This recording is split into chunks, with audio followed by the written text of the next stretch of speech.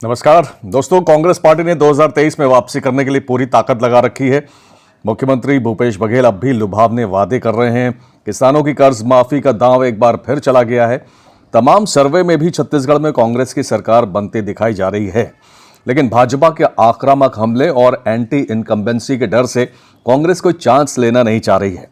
इस चुनाव से पहले जब भूपेश बघेल ने मंत्रियों के जिले के प्रभार की जिम्मेदारी में बदलाव किया तो टीएस बाबा को दो छोटे जिले दिए गए, कवर्धा और बेमेतरा। लेकिन बाबा पर दरअसल पूरे प्रदेश की जिम्मेदारी है, खासकर उनके अपने क्षेत्र सरगुजा में पार्टी को जिताने की। बाबा को कवर्धा और बेमेतरा जिले की सीटों को जिताने की भी जिम्मेदारी है। हालांकि जब बाबा को ये दो जिले दिए गए तो कहा गया कि उन्हें कम महत्व वाले जिले दिए गए हैं, लेकिन ये दोनों ही जिले काफी संवेदनशील, काफी सेंसिटिव हैं और यहां जीत सरकार बनाने में ही नहीं बल्कि पार्टी की प्रतिष्ठा के लिए भी जरूरी है। हालांकि सरगुजा की जिम्मेदारी शिव डहरिया को दी गई है, लेकिन असल जिम्मेदारी टीएस बाबा के कंधों पर ही है। 6 जिलों वाले सरगुजा संभाग में 14 सीटें हैं, जिन पर बाबा का कितना प्रभाव है ये 2018 के चुनाव में ही साफ हो गया था, जब कांग्रेस ने भाजपा का सुपड़ा साफ कर दिया था और सभी 14 सीटें जीत ली थी। यानी बाबा के ऊपर सरगुजा संभाग की 14, बेमेतरा की 3 और कवर्धा की 2 सीटें जिताने का दारोमदार है, यानी कि कुल 19 सीटें। इस बार बाबा के लिए यह जिम्मेदारी बड़ी और चुनौतीपूर्ण क्यों मानी जा रही है, इस पर बात करेंगे, लेकिन उससे पहले बहुत जल्दी से दोनों जिलों का राजनीतिक समीकरण समझ लेते हैं। दोस्तों, पिछले चुनाव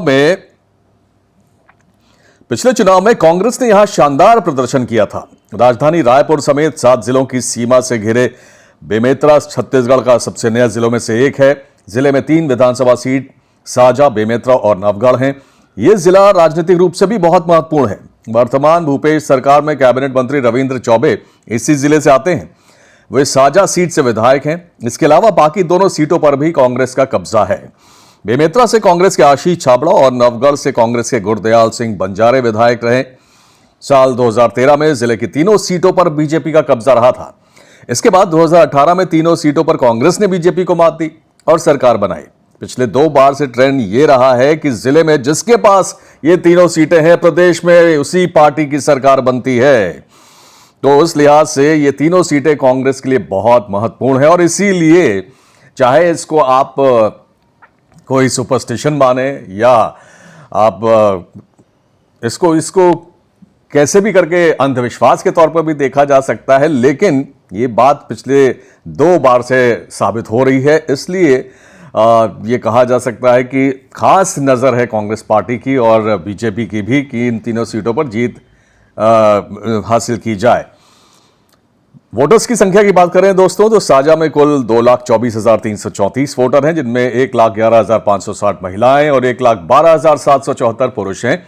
इसी तरह बेमेतरा में कुल 2,20,223 वोटर्स हैं, जिनमें 1,09,279 महिलाएं और 1,10,944 पुरुष हैं। साथ ही नवगढ़ में 2,37,642 वोटर हैं, जिनमें 1,16,668 महिलाएं, 1,20,969 पुरुष हैं। इस जिले में ईसाई, मुस्लिम और आदिवासी वोटर्स का अच्छा प्रभाव है। जीत हार में इनकी बहुत अहम भूमिका है और इसीलिए आपने देखा होगा कि यहां पर बीजेपी जो कन्वर्जन वाला मुद्दा है वो लगातार छेड़ रही है, यानी कि धर्म परिवर्तन वाला जो मुद्दा है उसको लगातार उठा रही है। 2003 में साजा से कांग्रेस के रविंद्र चौबे जीते थे, जबकि बीजेपी की प्रतिभा शाह यहां से उम्मीदवार थी। बेमेतरा की बात करें तो 2003 में कांग्रेस के डॉक्टर चेतन वर्मा जीते थे और बीजेपी के शारदा महेश तिवारी को उन्होंने हराया था। 2008 में भी साजा से कांग्रेस के रविंद्र चौबे ने जीत हासिल की थी, यानी दिग्गज नेता है, मंत्री भी हैं रविंद्र चौबे। और बेमेतरा से 2008 में कांग्रेस ने जीत हासिल की थी और नवगढ़ में 2008 में नवगढ़ की अगर बात करें तो बीजेपी के दयाल दास बघेल जीते थे। 2013 में दोस्तों साजा से बीजेपी के लाभचंद बाफना जीते थे। बेमेतरा में बीजेपी के अवधेश सिंह चंडेल जीते थे। नवगढ़ में बीजेपी के दयाल दास बघेल जीते थे, यानी कि 2013 में भी यही रिजल्ट रहा था। 2018 में बाजी पलट गई थी। साजा में कांग्रेस के रविंद्र चौबे, बेमेतरा में कांग्रेस के आशीष छाबड़ा और नवगढ़ में कांग्रेस के गुरदयाल सिंह बंजारे जीते थे। इस बार भी कांग्रेस ने साजा से रविंद्र चौबे को ही टिकट दिया है। उनके सामने बीजेपी ने ईश्वर साहू को उतारा है, जो कि चौंकाने वाला नाम है। दोस्तों, ईश्वर साहू वही शख्स हैं जिनके बेटे भुवनेश्वर साहू की बिरनपुर गांव में दो समुदायों के बीच झड़प में हत्या कर दी गई थी। जाहिर है भाजपा सिंपैथी हासिल करने के साथ ध्रुवीकरण की कोशिश कर रही है, लेकिन राजनीति के माहिर खिलाड़ी रविंद्र चौबे के सामने बिना राजनीतिक पृष्ठभूमि से आने वाले ईश्वर साहू टिक पाएंगे? क्या भाजपा का धार्मिक कार्ड काम कर पाएगा? ये काफी मुश्किल लगता है। अमित शाह ने राजनांदगांव की रैली में बिरनपुर में भुवनेश्वर साहू का मुद्दा उठाकर साफ कर दिया कि भाजपा चुनाव में धार्मिक कार्ड खेलने वाली है, और लगातार इस मुद्दे को जोर शोर से उठाया जा रहा है बीजेपी की तरफ से। कांग्रेस पर तुष्टीकरण का भी आरोप लगाया जा रहा है, लेकिन साजा के स्थानीय भाजपा नेताओं का समर्थन ईश्वर साहू को मिलना भी मुश्किल है, जो खुद टिकट पाने का सपना संजोए बैठे थे। नवागढ़ अनुसूचित जाति आरक्षित सीट से भाजपा प्रत्याशी दयालदास बघेल 2008 और 2013 में विधायक रह चुके हैं। भाजपा के शासनकाल में वो कैबिनेट मंत्री भी रहे हैं। अब दोस्तों, कवर्धा की बात करते हैं। यहां भूपेश बघेल सरकार में मंत्री मोहम्मद अकबर इस बार भी कैंडिडेट हैं, और ये उनका गढ़ माना जाता है। इस बार मुकाबला बहुत रोचक इसलिए माना जा रहा है क्योंकि बीजेपी ने ध्रुवीकरण की कोशिश की है और विजय शर्मा को, माफ कीजिए, उन्होंने उम्मीदवार बनाया है। ये वही विजय शर्मा हैं जो कवर्धा में कांग्रेस सरकार के दौरान भगवा झंडा लहराने के मामले में मुख्य आरोपी थे। अब बीजेपी ने इनको ही मोहम्मद अकबर के सामने उतार दिया है। पिछले चुनाव की बात की जाए तो 60,000 वोटों से मोहम्मद अकबर ने जीत हासिल की थी, जो कि रिकॉर्ड है, ऐतिहासिक जीत है। और इस बार इस सीट पर मोहम्मद अकबर को घेरने के लिए बीजेपी योगी आदित्यनाथ को भी प्रचार के लिए उतारने वाली है। और आपको याद होगा कि असम के मुख्यमंत्री, जो कि इस समय बहुत ही ज़ोर शोर से हिंदू कार्ड खेलने में माहिर माने जाते हैं और बहुत ज़ोर शोर से बातें करते हैं, हिंदूवादी बातें करते हैं, तो वो विजय शर्मा के नामांकन के लिए भी आए थे, तो उनको भी प्रचार में उतारा जाएगा। ये जाहिर सी बात है, बीजेपी यहाँ हिंदू कार्ड पूरे तरह से खेलने की कोशिश में है। तो छत्तीसगढ़ के कबीरधाम जिले के अंतर्गत आने वाली कवर्धा विधानसभा सीट एक जनरल सीट है, सामान्य सीट है। तो छत्तीसगढ़ की इस सीट पर जातीय समीकरण बहुत हद तक चुनावी परिणाम को प्रभावित करता रहा है। इस बार भी वैसे ही उम्मीद है। कवर्धा विधानसभा सीट के चुनावी इतिहास पर नजर डालें तो 2003 से 2013 तक यहां भाजपा ने धाक जमा रखी थी, लेकिन 2018 में कांग्रेस ने भाजपा के गढ़ को ध्वस्त कर दिया और अपना कब्जा जमा लिया। 2003 से 2018 तक कवर्धा सीट पर 4 विधानसभा चुनाव हुए, जिनमें लगातार 3 चुनाव बीजेपी ने जीते और 1 कांग्रेस के पक्ष में रहा।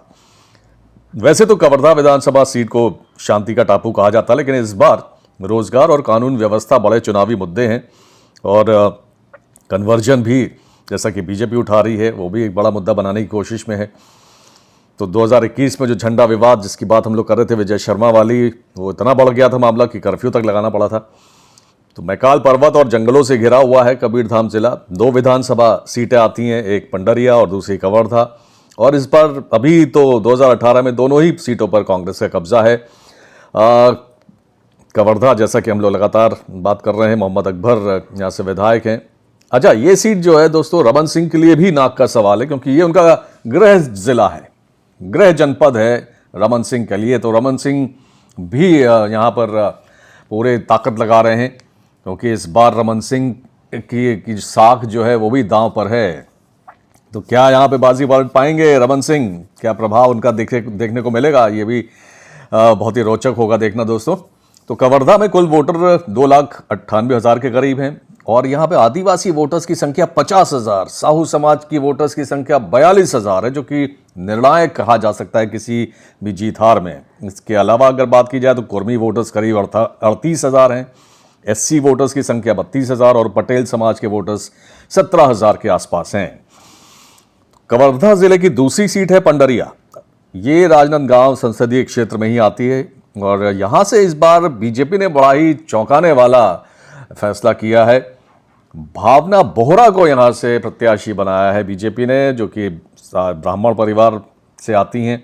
भावना एक सोशल एक्टिविस्ट हैं, और कवर्धा जिले के रणवीरपुर गांव की रहने वाली हैं। 2018 में कांग्रेस की ममता चंद्राकर ने यहां से जीत हासिल की थी, लेकिन इस बार कांग्रेस ने नीलकंठ चंद्रवंशी को अपना प्रत्याशी बनाया है।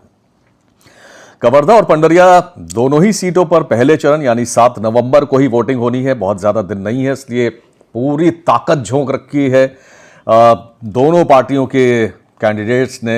इसके अलावा जेसीसीजे भी यहां पर लड़ाई में उतरी हुई है। टीएस बाबा के लिए दोस्तों अब बेमेतरा और कवर्धा की 5 सीटों को जितवाना एक बड़ी चुनौती है। भाजपा ने यहां धार्मिक कार्ड खेलने की कोशिश की है, जैसा कि हम लोग पहले भी बात कर रहे थे।